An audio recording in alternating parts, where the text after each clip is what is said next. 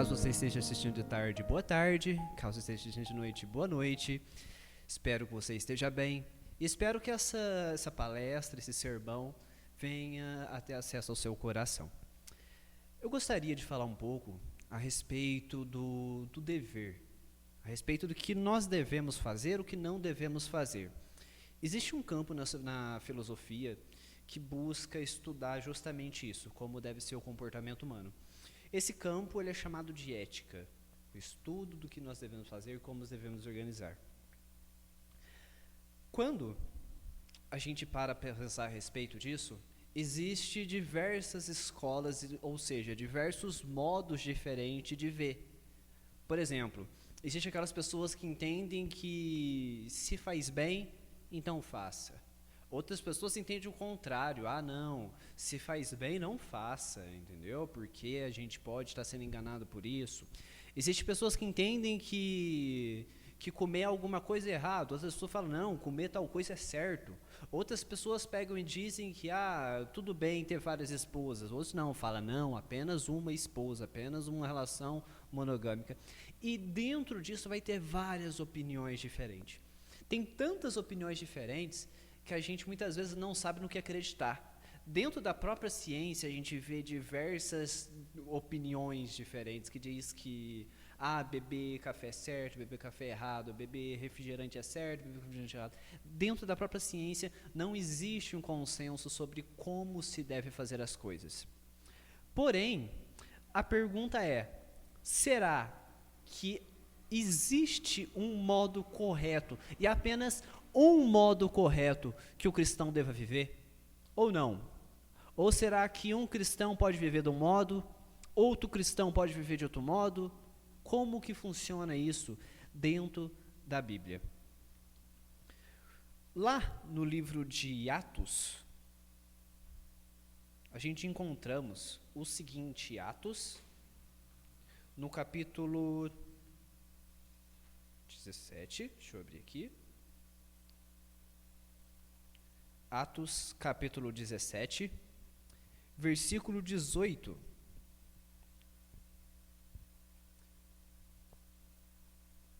Nós lemos o seguinte: E alguns dos filósofos epicureus e estoicos contendiam com ele, se referindo a Paulo, e uns diziam, que quer dizer este tagarela? E outros, parece que é pregador de deuses estranhos, porque lhes anunciava Jesus e a ressurreição.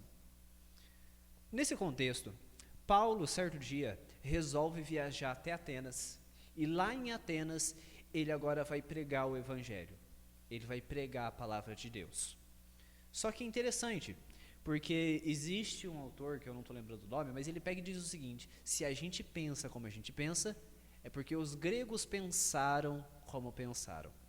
Então, isso é muito importante da gente entender. Quando a gente olha para a modernidade e olha mais para trás ainda, para a antiguidade, a gente vai lá nos tempos dos filósofos, a gente vê que o nosso modo de pensar mudou muito menos do que a gente imagina. Um exemplo disso é essas duas escolas filosóficas que Paulo estava discutindo, que Paulo estava debatendo e pregando, os epicureus e os estoicos. Quem que eram esses dois? Os epicureus, ele tinha uma visão a respeito da vida, aonde o ser humano deveria buscar o prazer, deveria buscar a felicidade, aquilo que lhe fazia bem. Só que um ponto que é bom deixar claro a respeito dos epicureus é que os epicureus, eles não defendiam uma busca pela felicidade, uma busca pelo dever de maneira desregrada. Eu gosto, então faço. Não. Mas isso deveria ser julgado através da razão. A gente deveria pensar, será que é bom fazer isso? Será que isso vai me trazer uma sensação de felicidade, que é o bem supremo, segundo os filósofos?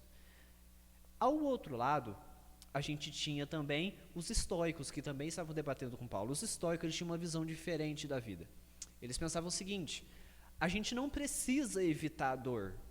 Os epicureus entendiam isso, é necessário evitar a dor. Os estoicos não. Os estoicos entendiam o seguinte, a gente não precisa evitar a dor, a gente precisa aceitar ela. A dor, assim como todas as coisas que nós chamamos de ruim, não é necessariamente ruim. É apenas o modo que a gente encara. Então a gente tem que aceitar tudo o que vem. Os estoicos tinham algumas maneiras diferentes de pensar, que era o seguinte: eu vou dizer algumas diferenças entre os epicuristas e os estoicos e os cristãos. Porque Paulo, se estava debatendo com os estoicos e estava debatendo com os epicureus, e foi Paulo, olha isso que interessante, Paulo foi chamado de tagarela pelos epicureus e pelos estoicos. Então tinha algumas diferenças entre o cristianismo de Paulo e as doutrinas e os ensinamentos desses dois tipos de filósofos. Quais são elas? Vamos primeiramente falar a respeito dos epicuristas, de Epicuro, que seguiu a escola de Epicuro, e dos cristãos. Um primeiro ponto de discordância seria relativo à busca do prazer e à moral cristã. Novamente, os epicuristas, eles entendiam o prazer como o bem supremo, a felicidade como aquilo que deve ser alcançado. Isso entrava em conflito com um ponto muito claro do cristianismo. O cristianismo, ele via que o prazer ao apego terreno, o prazer àquilo que o mundo oferecia, por mais que pudesse causar alguma felicidade temporária, aquilo não era o que devia ser buscado.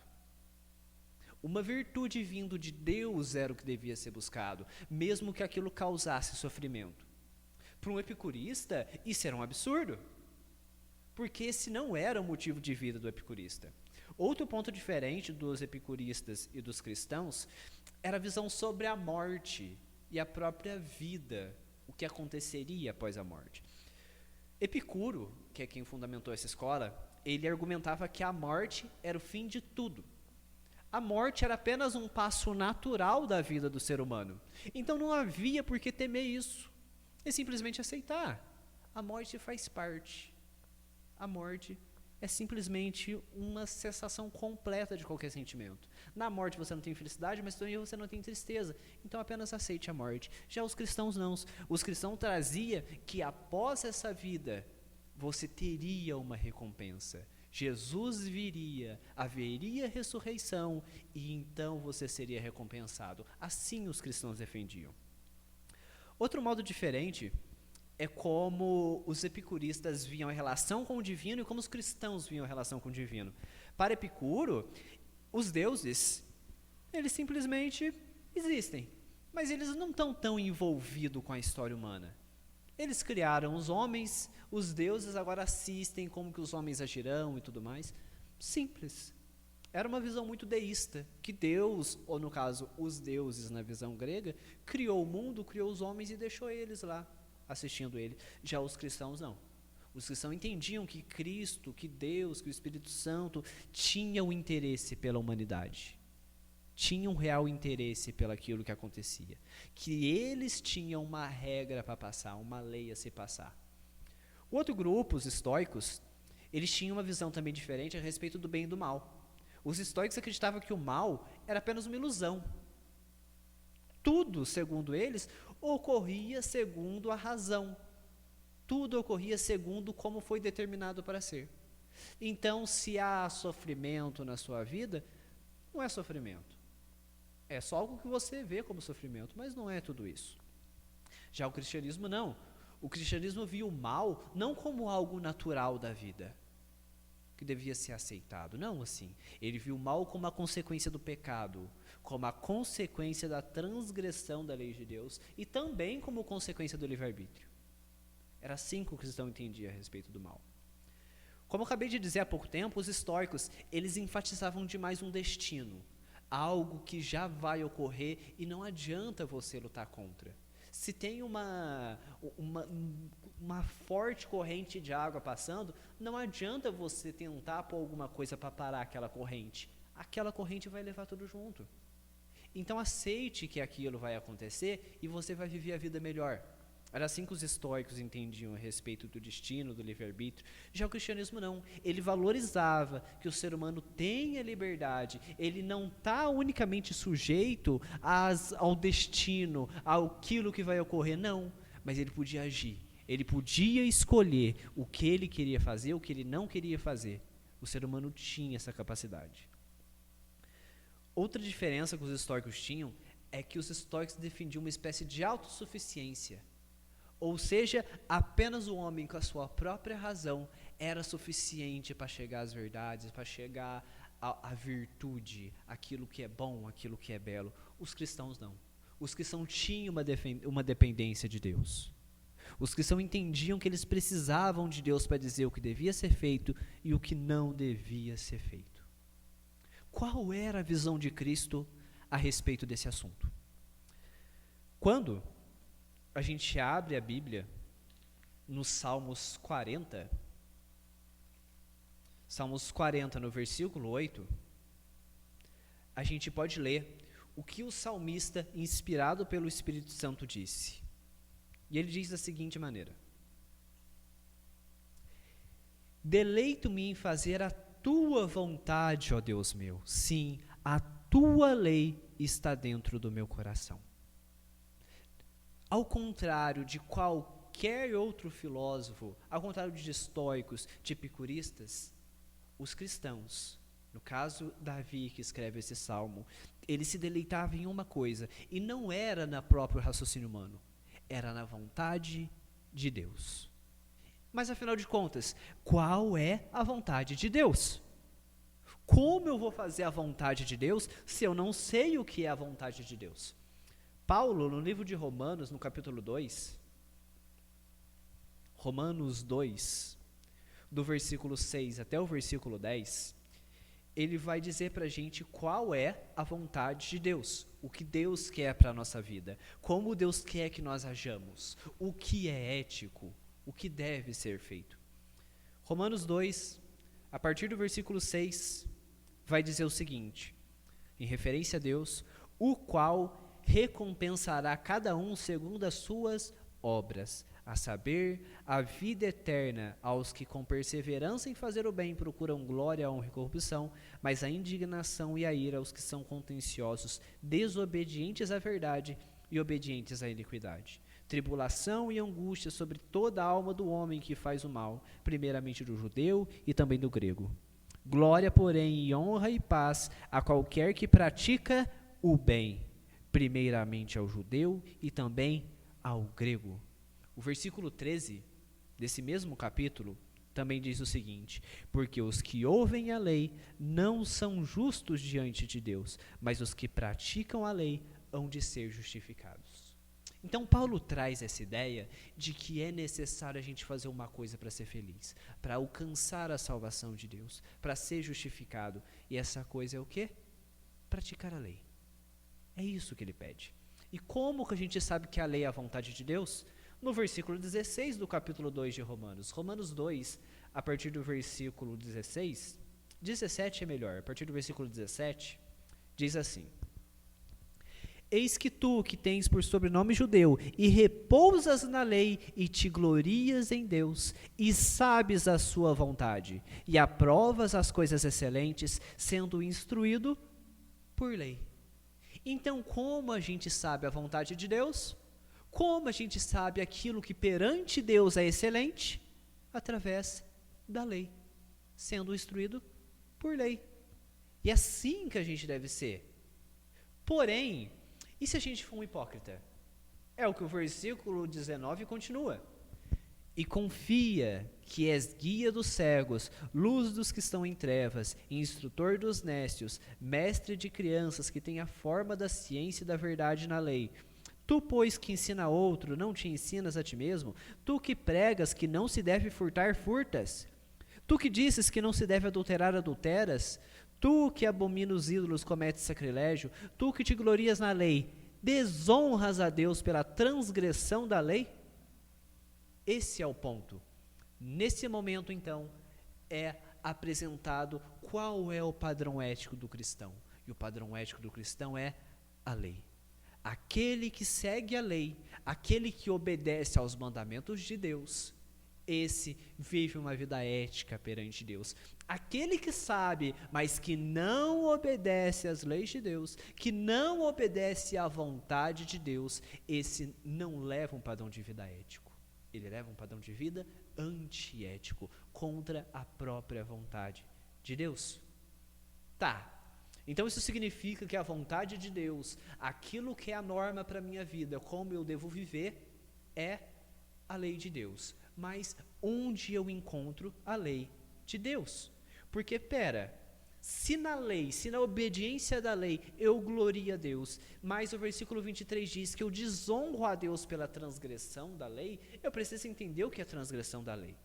Lá em 1 João, no capítulo 3 e no versículo 4, diz o seguinte, 1 João 3, 4, vai dizer assim: qualquer que pratica o pecado também transgride a lei, porque o pecado é a transgressão da lei. E agora é um ponto, né? Porque, o pecado é a transgressão da lei. Mas que lei? O pecado é a transgressão de qual lei? Quando a gente abre a Bíblia lá em Tiago, no capítulo 2, Tiago, capítulo 2, a partir do versículo 10, a gente lê assim: porque qualquer que guardar toda a lei, então vamos entender, a gente ouviu falar de lei, então a ética é seguir a lei, entendi, então ser antiético é transgredir a lei, entendi, mas que lei? Tiago diz, porque qualquer que guardar toda a lei e tropeçar em um só ponto, tornou-se culpado de todos, porque aquele que disse, não cometerás adultério, também disse, não matarás. Aonde eu encontro isso na Bíblia? Aonde a Bíblia diz que eu não devo cometer adultério? Que eu não devo adulterar? Que lei? Então agora a gente sabe que a lei diz essas duas coisas. Mas aonde a gente encontra isso? Ora, quando a gente volta lá para o livro de Êxodo, no capítulo 20, diz o seguinte, Êxodo 20, vai dizer o seguinte, a partir do versículo 1 mesmo, diz assim: então falou Deus todas essas palavras, dizendo, eu sou o Senhor teu Deus, que te tirei da terra do Egito, da casa da servidão. Não terá outros deuses diante de mim. Não farás para ti imagem de escultura, nem alguma semelhança do que há em cima nos céus, nem embaixo na terra, nem nas águas debaixo da terra. Não te curvará a elas, nem a servirá, porque eu, o Senhor teu Deus, sou Deus zeloso, que visito a iniquidade dos pais nos filhos, até a 3ª e 4ª geração daqueles que me odeiam. E faço misericórdia a milhares dos que me amam, e os que guardam os meus mandamentos. Não tomarás o nome do Senhor teu Deus em vão, porque o Senhor não terá por inocente o que tomar o seu nome em vão. Lembra-te do dia do sábado para o santificar. 6 dias trabalharás e farás toda a tua obra, mas o 7º dia é o sábado do Senhor teu Deus. Não farás nenhuma obra, nem tu, nem teu filho, nem tua filha, nem o teu servo, nem a tua serva, nem o teu animal, nem o teu estrangeiro que está dentro das suas portas. Porque em 6 dias fez o Senhor os céus e a terra, o mar e tudo o que neles há, e ao 7º dia descansou. Portanto abençoou o Senhor o dia de sábado e o santificou. Honra teu pai e tua mãe, para que prolongue os teus dias na terra que o Senhor Deus te dá. Não matarás, não adulterarás, não furtarás, não dirás falso testemunho contra o teu próximo, não cobiçarás a casa do teu próximo, não cobiçarás a mulher do teu próximo, nem o seu servo, nem a sua serva, nem o seu boi, nem o seu jumento, nem coisa alguma do teu próximo. Essa é a lei de Deus. A lei de Deus é os 10 mandamentos que a gente encontra em Êxodo 20. Essa é a lei de Deus. E essa lei, ela é algo que mata a gente? É uma lei maldita? Não. Olha como que Tiago vai chamar essa lei dos 10 mandamentos. Novamente em Tiago 2, se a gente continuasse lendo, em vez de voltar para Êxodo, olha o que a gente leria.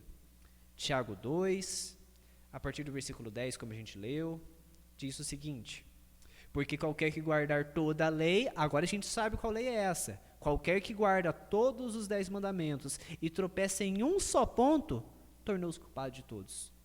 Então uma vida ética, uma vida fazendo aquilo que é o dever de todo homem, não é uma vida de guardar 8 mandamentos, 9 mandamentos, 7 mandamentos, não. É uma vida de guardar todo o mandamento de Deus. Versículo 11 diz, porque aquele que disse não cometerás adultério, também disse não matarás. Se tu, pois, não cometes adultério, mas matas, está feito transgressor da lei. A lei é os 10 mandamentos. E como essa lei é chamada por Tiago, versículo 12, assim falai e assim procedei, como devendo ser julgados pela lei da liberdade. A lei que Deus deu para a gente, o padrão ético que a gente deve seguir é chamado de lei da liberdade. Ora, é possível então eu seguir essa lei e ser livre? Será que eu posso obedecer essa lei da liberdade? Porque muita gente diz que não pode. Muita gente diz que Deus criou um padrão ético, mas que é impossível a gente atingir esse padrão ético de Deus. Mas é isso que a Bíblia diz para a gente? Quando a gente abre a Bíblia em 1 João no capítulo 3, a partir do versículo 7, a gente lê o seguinte: filhinho, ninguém vos engane. Quem pratica a justiça é justo, assim como ele, Jesus Cristo, é justo. Quem pratica o pecado, quem transgride a lei, quem age de maneira antiética contra os mandamentos de Deus, é do diabo. Porque o diabo peca desde o princípio. Para isto o Filho de Deus se manifestou, para desfazer as obras do diabo. Então, se em algum momento vivemos uma vida contra a vontade de Deus, o Filho de Deus, Jesus Cristo, o Deus Filho, nos liberta dessa condição e nos dá agora a capacidade de desfazer as obras do diabo. Ele perdoa os nossos pecados, nos justifica e agora nos faz capaz de obedecer à lei de Deus. Versículo 9 de 1 João 3. 1 João 3,9 diz: qualquer que é nascido de Deus não permanece em pecado, porque a sua semente permanece nele, e não pode pecar, porque é nascido de Deus. Esse é o mandamento de Deus. Quando a gente abre a Bíblia ainda, no livro de 1 João, dessa vez, no capítulo 4 e no versículo 7, nós lemos o seguinte, 1 João 4, 7, e diz assim: amados, amemo-nos uns aos outros, porque o amor é de Deus, e qualquer que ama é nascido de Deus e conhece a Deus. Aquele que não ama não conhece a Deus, porque Deus é amor. Essa é toda a essência do Evangelho. É a essência que nos diz que Deus ama, que Deus é amor, que Deus desceu das mais altas cortes que Ele tinha no céu, veio se tornar um homem como nós. Ele se propôs a obedecer tudo aquilo que nós devíamos ter obedecido, mas a gente desobedeceu. Não há um justo sequer. Eu não sou justo. Ninguém aqui é justo. Mas Cristo foi. E confiando unicamente em Cristo, na morte dele para desfazer as obras que Satanás fez na minha vida, o pecado que Satanás fez eu causar na minha vida, eu agora posso viver uma vida de retidão com Deus. E agora eu posso obedecer a Deus, porque Deus é amor.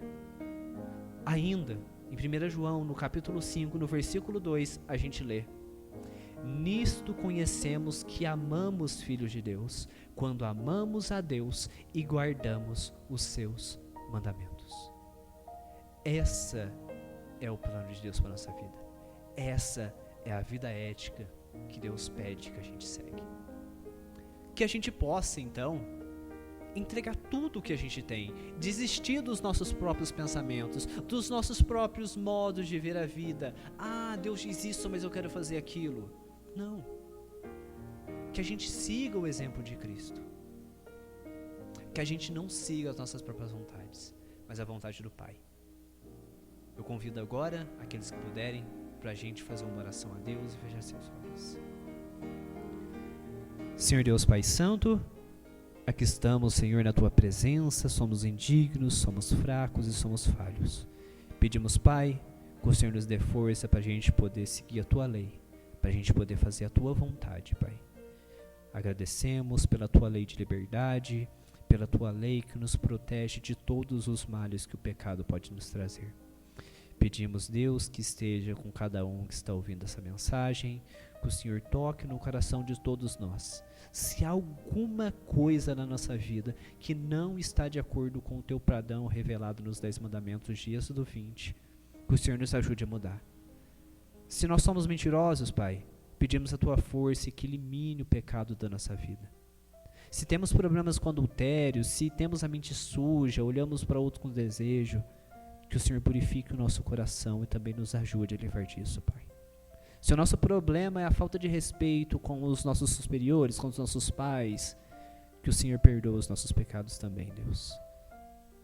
Deus, se o nosso problema for a respeito do mandamento do sábado, que o Senhor pede para a gente descansar, o Senhor pede para a gente entregar tudo nesse dia em suas mãos e confiar apenas em Ti, se esse é o nosso problema, se a gente ainda não conseguimos, por qualquer motivo, seja por causa de trabalho, que o Senhor traga paz para o nosso coração.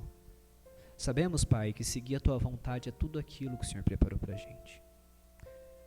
O sábio Salomão, ele escreveu no livro de Eclesiastes, nos últimos versículos do livro de Eclesiastes, que a suma de tudo o que se tem dito é que devemos amar a Deus e guardar os seus mandamentos. Pai, transforma a nossa vida, perdoa os nossos pecados e nos dê uma nova chance. Isso eu peço em nome do Teu Filho amado, Jesus Cristo, que morreu por mim e por todos nós na cruz. Amém.